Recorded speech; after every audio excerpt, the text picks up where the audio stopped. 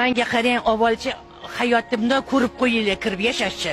Nech pulga qanday yashashchi. O'sha ko'tarayotgan odamni o'tkazib qo'yish kerak o'sha pulga. Qani pensiya? Mana pensiyaga yashaymiz. Eng arzonini qidiramiz.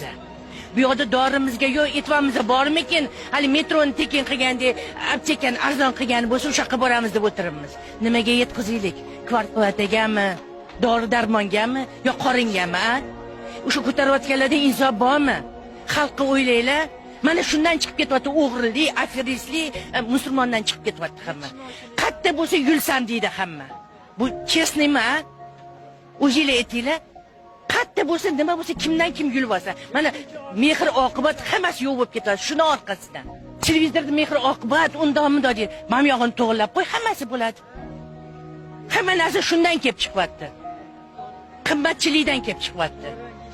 Nahotki oddiy odamni aqli yetgan, u tepada o'tirganlarning aqli yetmaydimi shunga?